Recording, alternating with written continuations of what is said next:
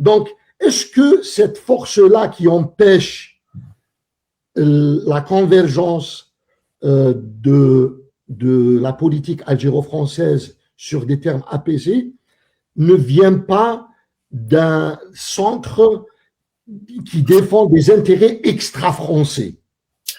La première remarque ou réflexion que je peux avoir à haute voix, c'est le fait que les enfants de ceux qui ont appartenu à l'OAS, à l'Algérie française, sont arrivés aux responsabilités politiques en France. Ça, on l'a un peu oublié.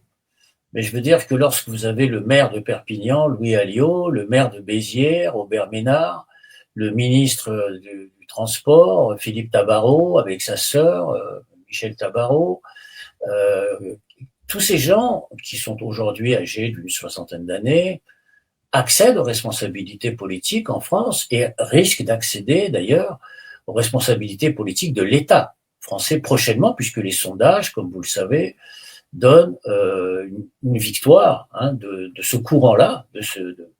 Et ça, peut-être qu'on n'a pas suffisamment prêté attention au fait que les partis de droite traditionnels hérités du gaullisme, qui étaient les partis, grosso modo, qui allaient jusqu'à Jacques Chirac, ont été littéralement avalés par cette extrême droite traditionnelle, disons, qui était pour l'Algérie française, soyons précis, qui n'avait jamais disparu, par parenthèse. Il faut se rappeler, par exemple, que Tixier-Vignancourt, qui avait été l'avocat de Salan, s'était présenté aux élections contre De Gaulle en 1965 et il avait obtenu 1 million de voix en 1965, c'est-à-dire très peu de temps après l'indépendance de l'Algérie. Donc ça veut dire que cette génération-là, disons, eh bien, elle a réussi à supplanter, à absorber, disons, à droite, dans la droite républicaine, je parle, droite classique républicaine, elle a réussi malheureusement à détruire quelque part l'héritage du gaullisme historique de la décolonisation. C'est-à-dire que depuis grosso modo l'élection de Nicolas Sarkozy en 2007-2010, qui d'ailleurs, par parenthèse, dans son programme des élections présidentielles de 2007, prévoyait une négociation sur les accords de 68. C'était Nicolas Sarkozy. Ça, on l'a oublié aujourd'hui. Il avait déjà développé cette idée-là. C'est pas Driancourt qui a développé cette idée. C'était dans le programme de Sarkozy. Il prévoyait même qu'il fallait renégocier les accords d'Évian. Je me rappelle très bien de cette histoire-là. Enfin bref. Donc, ça voulait dire on changeait d'époque, en fait, fondamentalement. C'est-à-dire que l'époque en France, issue de la résistance et de la collaboration et de l'anticolonialisme, c'est-à-dire les années 45-60, était terminée.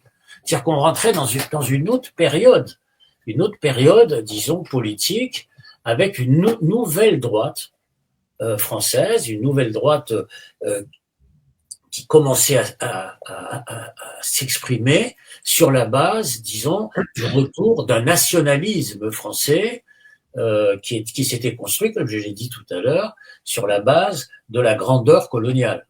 C'est le retour, disons, de ce nationalisme-là, qui n'était plus le nationalisme universaliste classique, mais qui était le nationalisme de la grandeur de l'empire colonial, tel que, par exemple, on pouvait le lire il y a déjà une dizaine d'années, même une quinzaine d'années, dans les livres qui avaient remporté un très grand succès, par exemple les livres de Zemmour. Il y a 15 ans, les livres quand Zemmour sort son livre, je crois qu'il s'appelait Le Suicide français, il en vend 500 000 exemplaires, ça c'est à l'époque. C'est pas hier, c'était il y a 15 ans. Et c'était fondé sur quoi?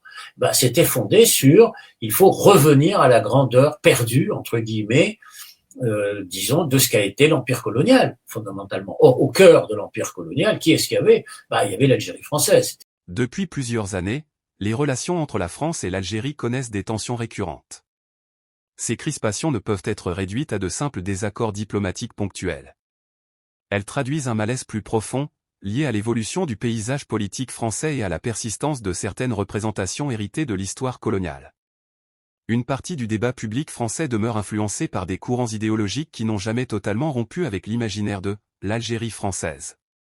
Longtemps marginalisée, ces courants ont progressivement gagné en visibilité et en légitimité politique, à mesure que l'héritage du gaullisme historique fondé sur la décolonisation, le réalisme politique et la reconnaissance des indépendances s'est affaibli. À partir des années 2000, un tournant s'opère. Le discours politique évolue vers une remise en question de certains équilibres établis après l'indépendance de l'Algérie, notamment à travers la critique des accords de 1968. Ce changement s'inscrit dans un contexte plus large de retour d'un nationalisme français fondé non plus sur une vision universaliste, mais sur une lecture identitaire et nostalgique du passé impérial. Ce discours trouve un écho dans une partie de l'opinion publique, nourrie par des récits valorisant une « grandeur perdue » associée à l'empire colonial. Or, au cœur de cet empire se trouvait l'Algérie, ce qui explique la place particulière qu'elle continue d'occuper dans certains débats politiques et mémoriels en France. Il est pourtant essentiel de rappeler une réalité fondamentale, l'Algérie est un État indépendant et souverain depuis 1962. Elle n'est ni un prolongement du passé colonial, ni un objet de débat intérieur français. Toute relation apaisée et constructive entre les deux pays ne peut se fonder que sur le respect mutuel, la reconnaissance de l'histoire et l'acceptation pleine et entière de cette indépendance.